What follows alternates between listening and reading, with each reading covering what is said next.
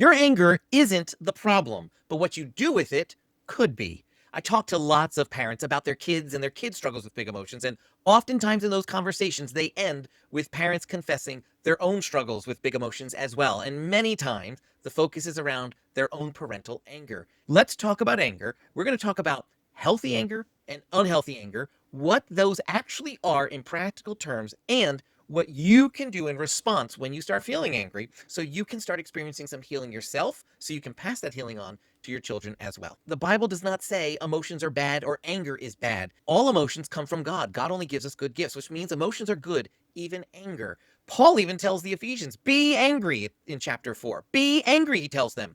Now, Paul also says, and do not sin. So it's be angry and do not sin.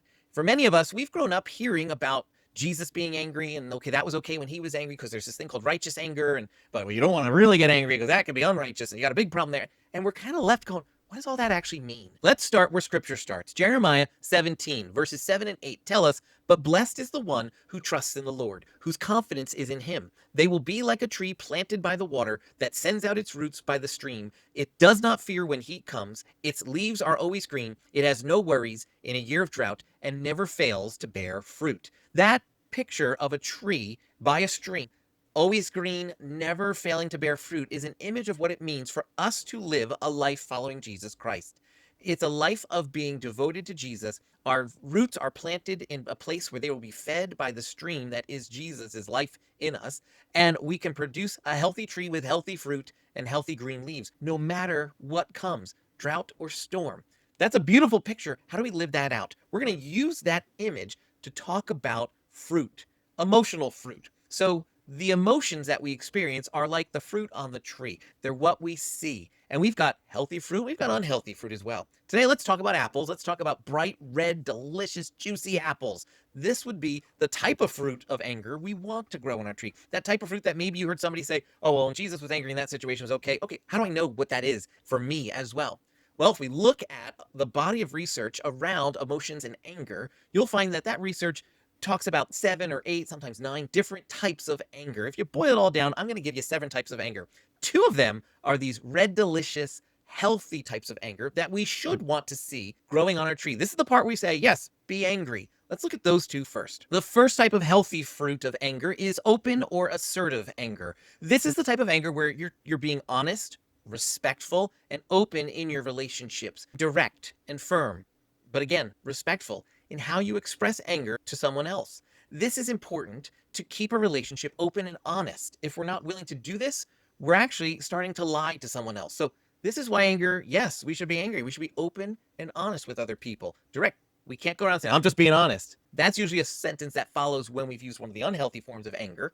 But this direct approach, where we're being respectful and thoughtful in how we approach others with something that is bothering us, that is causing anger, that's one of those healthy fruits. The second type of healthy anger fruit is what we call constructive anger. And this is when we are being motivated to see positive change, to stand up for what's right and good and noble and just in a situation, and to look to see it be rectified, to stand for positive change in the world around us. This is when we are bringing the kingdom of light into dark places, and we're shining a light in that darkness and saying it needs to change. When we're doing that in a balanced, respectful, honest way, we're demonstrating the second type of healthy fruit of anger that we want to see growing on our tree. Now, let's talk about the unhealthy types of anger that we can have on our tree with this unhealthy fruit growing here. There's 5 different types. The first type is the one you're thinking of already. It's called aggressive or volatile anger. And this is the classic yelling, screaming, fire shooting out of your head type anger that we all think about. Yep, we don't want to be doing that. Not good for relationships, for ourselves. So volatile or aggressive anger is that first one that's in that category of unhealthy anger. The opposite of aggressive anger or volatile anger is more of a passive anger. This is that indirect anger. It's often made through silent treatments and avoidance or offering sarcastic remarks in relationships. This is our way of passively expressing our anger without actually dealing with anything. And if anyone ever calls us on it, we have the ability to kind of stand back and say, oh, no, that's not at all what I meant. Things like that. That's passive anger. And it's the exact opposite of the aggressive volatile anger we see. Both of these, when left untreated, can lead to what we call chronic anger. Chronic anger is when you start developing bitterness and irritation over situations or people. where it really doesn't matter what they do or what that situation does. And if things change, you're not able to receive it because you've just hardened your heart in a way that is chronically angry at that situation. So you're not open to change happening there. That's what happens when we don't start dealing with some of this unhealthy fruit. And the last two forms also work in opposite directions and also can lead to the chronic anger as well if left untreated. The first one is retaliatory anger and the other one is self-directed anger. Can you see how those are going to be opposites? Retaliatory anger is when we are happy when others are hurt. When we are trying to get even, to get back, to see justice happen here in a way that is really not. That's retaliatory anger, and it's very unhealthy. The self-directed anger is when instead of directing it outward, we direct all of that same inward. And we often see this coming out as us being hypercritical and beating ourselves up, where we start shaming ourselves and feeling guilty over things we really shouldn't be having this type of reaction to. Those are the unhealthy fruits of anger that we see growing sometimes on our trees. So if we step back now and look at our tree in our imagination, we can see this beautiful green tree with hopefully lots of red, delicious apples growing on it. This is healthy anger fruit that we want to pick off and use. We want to be open and honest in our relationships and direct in our relationships. And we want to be picking healthy fruit that says we need to bring Christ's kingdom to this situation because this is wrong. Yes, be angry. That's what being angry is about. But do not sin. That's where we look at the unhealthy fruit and say, that's unhealthy. And we start pruning back those areas of our tree to get rid of that unhealthy fruit. But you and I both know that unhealthy fruit and just pruning it back is not really our goal. That unhealthy fruit's happening for a reason. And that reason lies beneath the soil, beneath the surface of your and my heart, in our root system of a tree. So we need to check out the root causes behind what's producing this type of fruit. Now, if you're finding this whole tree analogy and the different types of anger really helpful and clarifying for you, do me a favor, hit the thumbs up button, partly so I know that this is helping you, and partly to let the algorithm know this could help other parents as well. Thanks so much for doing that. Now, right now, though, let's talk about these roots. We could make a whole nother video all on roots, and who knows, maybe I will. If I do, I'll put the link down below. But those roots, there's so many different types of roots, whether it's just unmet expectations or boundaries that are poorly defined or fear and anxiety or unresolved hurts or trauma or blocked care or who knows what it could be. There's lots of things. Instead of just going through all of that, I want to give you a tool that you can use that's going to help you start unlocking some truths for your own life so you can start experiencing the healing that Jesus wants you to. And that tool is what I call the 3D gospel response for big emotions. 3D. 3D because one, there's 3 Ds involved in this whole tool. But two, 3D is when we can look at things from different angles and sides and where things really come into focus, where we can go a lot deeper and understand what's going on.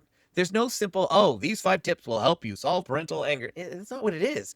This is about us doing some really hard heart work with Jesus so we can experience some healing and pass that on. Because we can only take our children in this journey of life and working through big emotions as far as we've gone ourselves. So if we want to see our children learn how to navigate big emotions better, we have to do that as well. And we have to be willing to take on the hard task of doing that. That's where the 3D gospel response for big emotions is going to help you. So let's get into it. The first D is called direction. You want to start asking yourself, what direction is this emotion of anger trying to draw me into? Is the direction I'm going in a healthy direction or an unhealthy direction? Am I trying to restore relationships? Am I trying to address a problem I see that's bigger than me? Or am I trying to control a situation? Am I trying to passively attack somebody? Or what direction am I getting drawn in? Once you have the direction down, you can start asking the second D, discernment. And you want to start discerning what's really under the surface here. What's really going on inside? What's behind that emotion? And where are my roots being planted? Are there any root causes here that might be informing that? Because a lot of times when we're starting to explode with anger or have passive aggressive anger, anything like that, a lot of times the issue that we're angry about isn't really the issue we're angry about. Usually it's something else going on. And that's the root cause we want to uncover. And that's where the third D comes in place, devotion.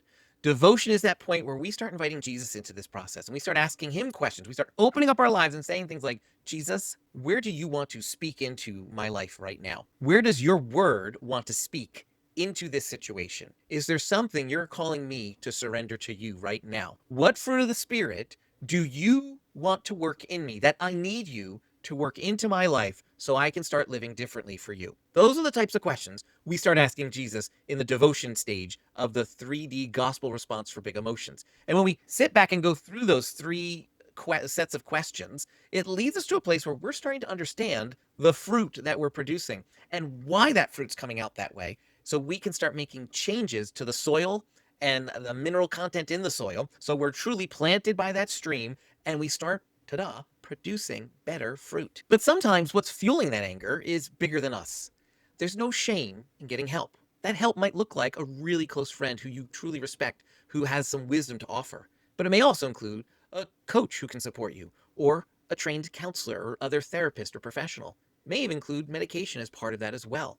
There's no shame in getting help. There's no guilt that you should feel when you recognize you need that help. Open yourself up to all of the tools that God wants to use to bring healing to this area of your life so that you can experience it, so that you can pass it on to your children and their children, and well beyond that as we look to live our lives as followers of Jesus, living in his kingdom of light. You don't have to be ruled by your angry reactions. Instead, you can be led by your responses that are informed by anger, so that anger can truly become that holy fire that purifies and refines rather than just destroys. And if you're more interested in this topic, one, hit the like button. This video hopefully helped you a bunch. Two, check out the description down below. I have a link there for my Parenting Summer Sanity Camp. I have a 4-workshop series in that, and one of them is totally focused on this whole area of parental emotions. The other ones you're going to find really helpful as well. That one in particular, if this struck chord with you, you want to check out. And if you're saying, BJ, it's not summer, will that still help me? Yes, it will. All the strategies in there will help you no matter what season it is. I just put it in a package called the Summer Sanity Camp because summer is a tricky time of year for all of us families, and we need some tools to help us out. And if you're hanging out here longer on YouTube, check out the video that I'll put up right there.